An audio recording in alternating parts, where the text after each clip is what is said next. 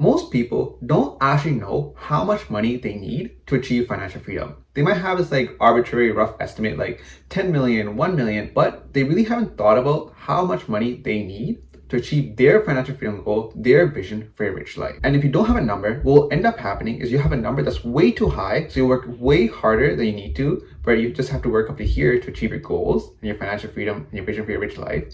Or you think your number is this and you work towards that, but your number is actually this, so you have this unrealistic expectation that this much money is needed to get this lifestyle, and that's what's going to leave you super dissatisfied. So the solution to that is to come up with a number, like I need X amount of money by Y year, so that way we can make our financial freedom goal numerically concrete. So to figure out your financial freedom number, the first step you want to take is to calculate your annual expenses after you reach financial freedom. Based on the lifestyle that you envisioned, think about the expenses that you would have to live that lifestyle. So think about rent, like what type of house are you living in? Are you gonna pay rent or mortgage? Then you're gonna think about the vehicle costs, transportation costs, like costs for vacations. If you're traveling a lot, try to figure out how much money that would take. And think about all the annual costs you would have once you've achieved financial freedom. How much money would you need every year for you to sustain this dream lifestyle that you have? Once you have that number, you can then move to the next step. So here, we're just gonna use a rough estimate of $125,000.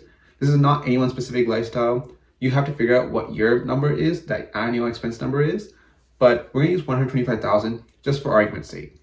So after you figure out what your annual expense is, you're gonna apply the 4% rule to understand how much money you actually need. So what is the 4% rule? The 4% rule is kind of like a general principle in retirement planning, which says that if you have an investment portfolio worth a specific amount, you can safely withdraw 4% from that account every single year without the value of that account going down. So for example, if you have $1 million in an investment account, you can draw 4%, so which means 40,000 every single year from that account without the investment portfolio going below 1 million. This is because on average, you expect that the portfolio will rise by 4%.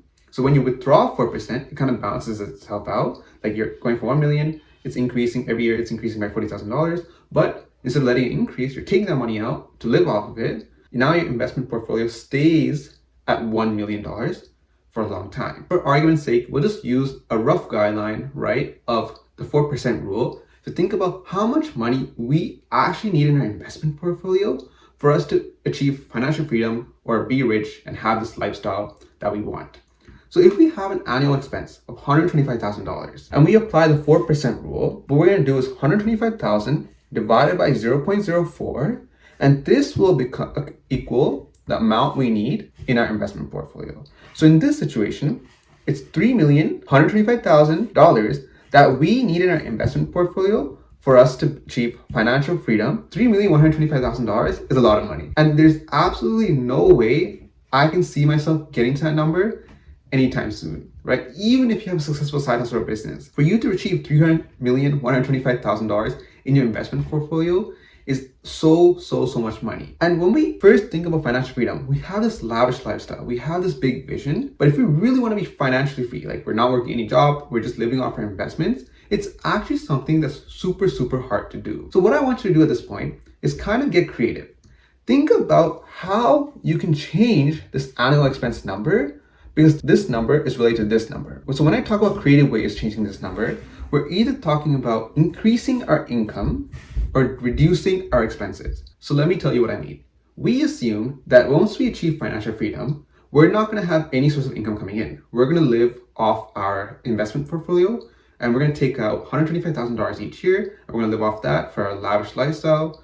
But that meant that we have to have $3,125,000 in our investment portfolio. So the only way to change this annual income number is to either increase our income and reduce our expenses. How do we increase our income? Well, if we take away the assumption that we're not working at all, right, we can actually increase our income. Hypothetically, instead of not working at all, what if we instead worked part-time? What if we kept working on our business or our side hustle and we kept generating revenue? If we have some sort of income coming in, this actually reduces the annual expenses or the annual income that we need down. So for me, I'll be more than happy to coach soccer while I achieve financial freedom. I have no problem coaching soccer. It's an income source, 100%. Is it a part-time job? 100%, but something that I enjoy doing. So for me, I'll be happy to coach soccer. That's going to be income that's going to help me, and that's going to decrease this annual expenses number. Another way to think about it is, how can I reduce the cost that I need to achieve my financial freedom goal? Do you really need a Lamborghini or Ferrari for you to achieve financial freedom or be rich, right? Think about the expenses you have. Could you possibly relocate to a different country or a different city that maybe have lower cost of living so that your expenses are lower, right? This is something that many people do. They think about, okay, if I'm living in this city, this is so expensive to live here, but I have this much money. If I just move to a different place that's cheaper, I can live with this money and be actually way more richer than I think. Another creative tool I would say is to compare the cost of renting versus paying a mortgage. When you're renting a place, maybe you might pay $2,000, $3,000, $4,000 a month. For you to pay a mortgage on the same place, depending on the market situation, the housing prices and stuff like that, you might be paying more money on the mortgage. Now you have to ask yourself, is owning a home something so important for you that you want to pay an extra $2,000 for a mortgage? Could you instead use that money, bring down your annual expense amount? For me, the answer would be no. Like I think I have sentimental value in owning a home, right? Something that I want to do, I want to achieve, just the way I was brought up and stuff. So for me, the answer would be no. But for you, maybe you might be like, okay, now, you know what? I'm willing to just rent. I don't need to pay a mortgage. That way, this decreases my annual expenses amount, and this makes it more feasible for me to achieve financial freedom. If you think about it in different ways, you can also consider, if you're gonna get married, you might have a partner's income, a spouse income, right? So their income, their earnings can also help you out here.